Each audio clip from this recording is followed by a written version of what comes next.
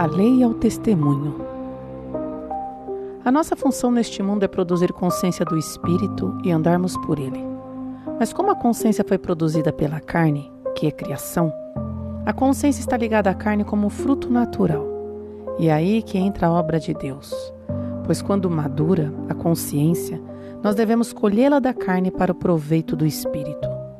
Mas este colhimento não se faz com as mãos, mas tudo é regido por leis e princípios. A lei é que a consciência deve estar no período fértil, isto é, ela deve estar preparada para ser fecundada.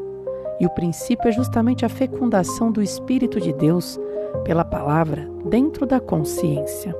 Ou seja, a consciência conscientiza o Espírito dentro de si e passa a andar por ele como uma mãe anda pelo filho do seu ventre. Mas para inseminarmos o Espírito de Deus dentro da consciência, ela deve estar totalmente pura da carne, porque a lei diz que enquanto a carne estiver de pé na consciência, o Espírito de Deus não se estabelece nela. Só depois então que a consciência estiver totalmente pura, o Espírito de Deus se instalará dentro dela e se gestará por ela até a estatura completa de Cristo e nascerá por ela no plano do céu, que é a terceira e definitiva fase da vida. Trata-se do mesmo processo que foi para nascermos neste mundo, onde a nossa mãe foi o nosso ventre, como Paulo disse. Assim como trouxemos a imagem do ser animal, traremos também a imagem do ser espiritual. Mas não é o ser espiritual primeiro, senão o ser animal. Depois o espiritual. Esta é a ordem, pois precisamos da consciência que o ser humano produz para gestar o ser espiritual. O propósito de Deus é uma sequência lógica: espermatozoide, ser humano e ser espiritual. Ninguém escapa dessa lógica. Não tem como pular e nem como retroceder.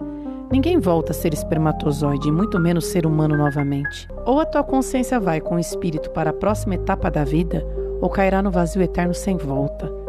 Trata-se de uma eternidade à nossa frente, onde nossa consciência tem a opção de passá-la com vida, se de fato gerar o espírito, tornando-se um ser espiritual. Ou ficará vazia eternamente, pois não formou o corpo eterno dela para adentrar a próxima etapa da vida. Este é o propósito de Deus que estamos dentro. A nossa vinda ao mundo está toda relacionada a isto. É a nossa razão de existir, é o sentido da vida. A consciência que não realiza isso em si fica totalmente sem sentido, fora de esquadro, fora de si, com um peso enorme de complexo de culpa por estar fora de função, fora do caminho traçado pelo Criador.